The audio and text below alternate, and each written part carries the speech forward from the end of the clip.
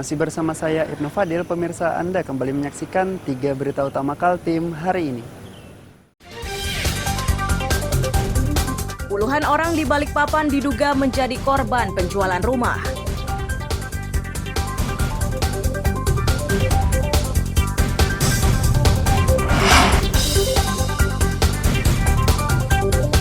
Tiga rumah disiapkan pemerintah menjadi dapur umum makanan bergizi gratis di Samarinda.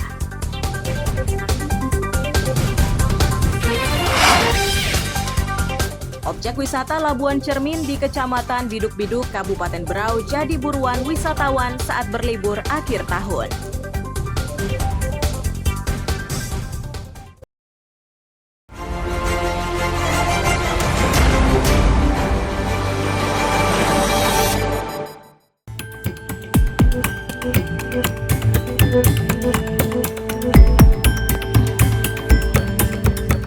Polisi di Balikpapan terus bekerja keras untuk merazia sepeda motor yang masih menggunakan knalpot bising. Pada razia ini, polisi berhasil mengamankan puluhan sepeda motor yang menggunakan knalpot bising. Polisi memastikan pemilik kendaraan yang terjaring razia ini tidak dijatuhi sanksi, namun pemilik harus memasang knalpot asli bawaan sesuai standar pabrikan.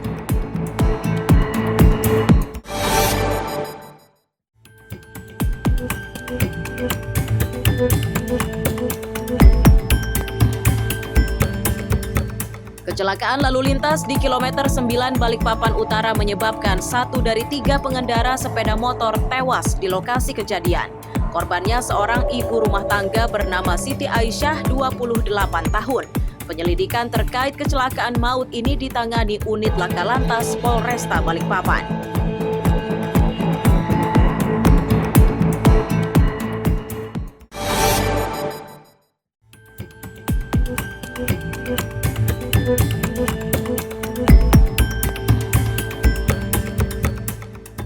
Longsor di komplek perkantoran Balai Kota Samarinda diyakini akibat curah hujan yang tinggi.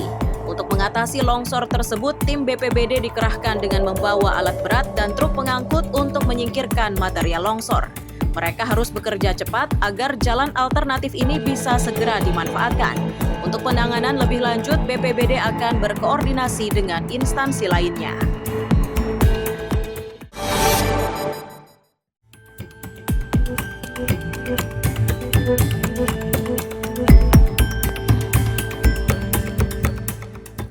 Luapan air dari Sungai Segah inilah yang menggenangi permukiman warga di Kampung Gunung Sari, Kecamatan Segah, Kabupaten Berau dengan ketinggian antara setengah meter hingga 1,5 meter. Warga menyebut luapan air terjadi begitu cepat dan tidak terduga. Dalam kondisi seperti itu, sebagian warga terpaksa memilih mengungsi ke tempat yang lebih aman.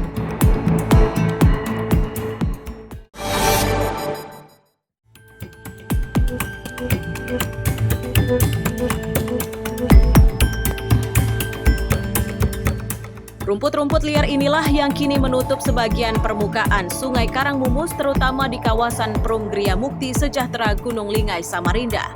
Warga yang tinggal di bantaran sungai mengaku resah. Mereka khawatir dampak dari rumput liar ini akan menimbulkan banjir. Warga meminta agar pemerintah kota segera menyingkirkan rumput liar tersebut agar keresahan warga tidak bertambah.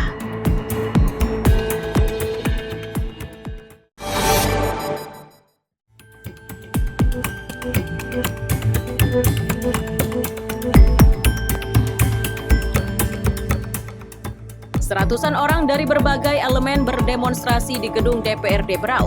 Tujuannya yakni untuk menyuarakan keresahannya terkait kenaikan tarif PDAM yang dinilai memberatkan masyarakat. Pendemo menilai kenaikan tarif PDAM ini di luar nalar kemanusiaan. Itu karena kenaikannya berlipat menyebabkan warga kesulitan membayar tagihan bulanan.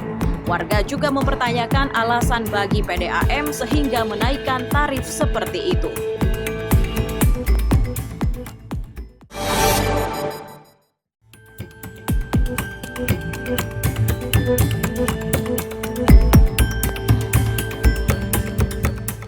Warga Kampung Tering Lama, Kecamatan Tering, Kabupaten Kutai Barat diliputi resah menyusul ancaman longsor di sekitar rumahnya.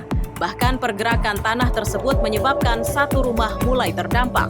Untuk mengantisipasi berbagai kemungkinan buruk, Warga segera membongkar bangunannya. Itu dilakukan sebelum longsor di pinggiran sungai tersebut meluas.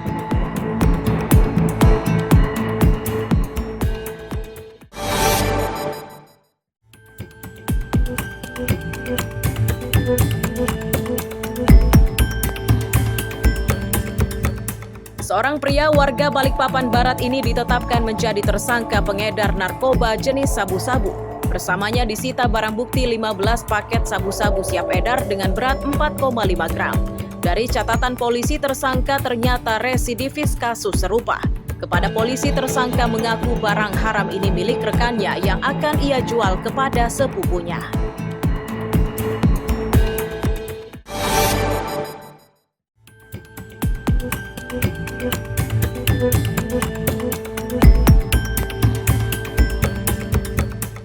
Banjir yang mengepung 6 kampung di Kecamatan Segah, Kabupaten Berau yang berlangsung selama 4 hari mulai surut. Meski begitu, petugas dari Badan Penanggulangan Bencana Daerah masih bersiaga guna mengantisipasi banjir susulan. Banjir yang berasal dari luapan air dari bagian hulu Sungai Segah ini merendam beberapa kawasan di Kecamatan Segah hingga Kecamatan Teluk Bayur.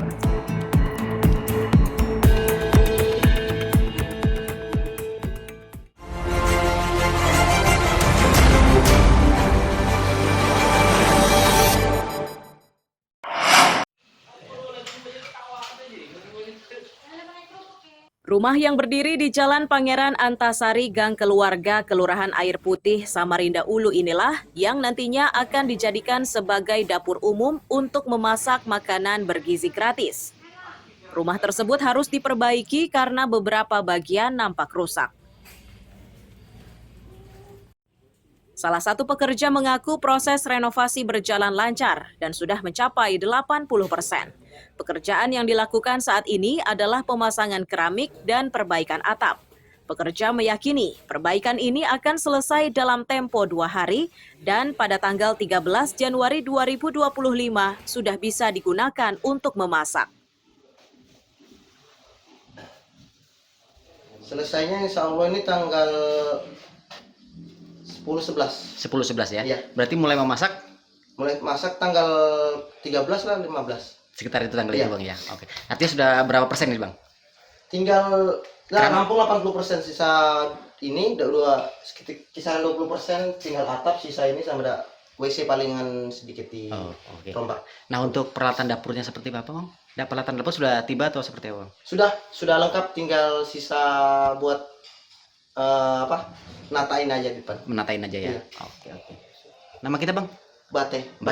Baharudin. Iya. Oke. Berapa orang yang ngerjain ini Bang? 4. 4 orang ya? Iya.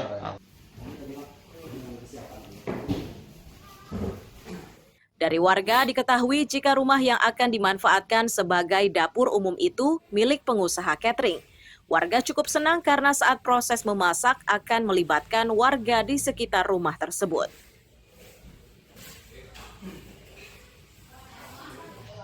Tempat untuk makanan anak sekolah. Anak sekolah. Berarti ini dapur umum rencana Bu ya? Ya, dapur umum untuk makan anak bergizi kan. Nah saat ini prosesnya gimana nih Bu? Masih dalam proses pembangunan lah, ibaratnya renovasi lah. Mas. Renovasi ya? Sebelumnya rumah siapa ini Bu? Memang punya Ibu Ratna Catering. Jadi digunakan untuk dapur umum nanti Untuk Bu ya? dapur umum, iya. Nah, selanjutnya untuk yang masak-masak dari warga sini ada nggak dilibatkan Bu atau seperti Ada. apa? Warga sini Bu ya? Ya, warga di sini memang. Ada berapa orang warga sini Bu? Kurang lebihnya? Kurang tahu juga ya saya, soalnya belum dikumpulkan. Oh belum dikumpulkan. Ya. Tapi yang jelas ada warga sini Ada. terlibat Bu ya? Oke. Harapannya gimana dengan dapur umum ini Bu? Ya mudah-mudahan berjalan sesuai rencananya Pak Prabowo lah. Jumat ini belum. Selain rumah di Jalan Pangeran Antasari ini, pemerintah juga menyiapkan 2 rumah lain sebagai dapur umum di wilayah Samarinda. Iswanto melaporkan dari Samarinda.